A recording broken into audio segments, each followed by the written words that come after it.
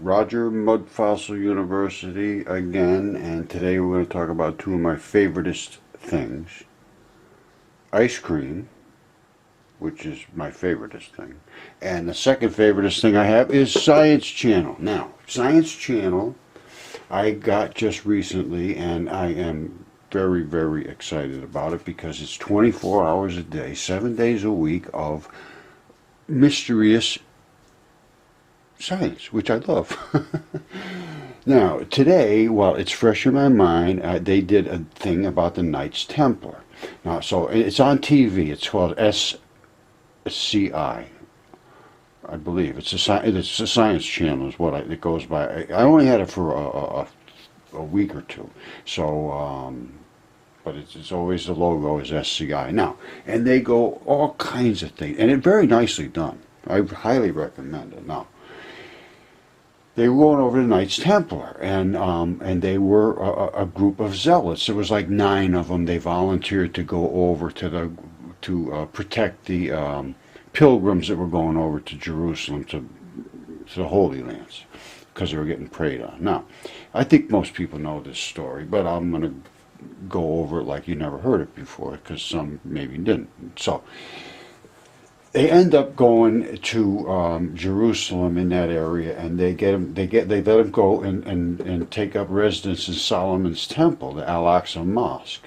70 years they stayed there. Apparently, this is what I think they said now, and I'm just going by what they said here. I'm sort of reiterating, and I believe that's what they said. I might even make mistakes here. If I did, well, I'm sorry, but everybody makes mistakes. No. So anyway, they apparently, it was 9 of them, the Knights, they offered to go there for free. But then they got there and they got extremely rich. And they ended up with 160,000 followers, 20,000 of them were military guys, knights. And they had banks and power, and they were doing all kinds of things, which were more or less taking over society. All right, so here's the deal. Now, I'm trying to think to myself, what are these 9 guys thinking? They're going to go there just to be good guys and they're extreme zealots, or are they going there to exploit the situation that they can find there for themselves? It could be one or the other. I can't say which one it was. But anyway, these are the things that I'm thinking in my mind. Were these guys cult leaders? Were they the leaders of a cult, and they all of a sudden they saw a bunch of money, and then money always takes over and moves things into a whole new realm? Or were they so religiously zealous that they did this and did not sway? Or did they get there and find out something that they weren't expecting and turn against their original intent? I don't know any of the answers to any of those things. No, but here's what I'm thinking. Did the leaders exploit their followers? Were these leaders just there to say, oh, we get a bunch of religious wackos, zealots, they're going to come over here and we'll tell them what to do, and they'll just do whatever we tell them because we'll tell them it's for God? Because that is going on now, right now. So if that's the faithful, they say, well, they're faithful. We tell them this is for God. This is in the Bible. This is whatever it is. They will follow us, whatever we tell them to do. And that's what they did. Maybe. That's just a guess. And I think maybe that could happen today. Now, so crazy cult claims they were making, maybe. They claimed this in the documentary. They said that apparently they were urinating on the cross and doing all kinds of,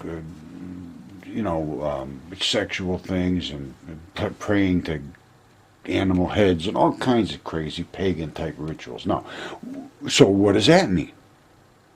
That could mean a couple different things. It could mean they were just a crazy cult and they turned against God or against Christ, or maybe they were with Christ and they just lied about all these things that they were doing, and they were really never did any of that. I have no clue. Was it true? Was it all lies?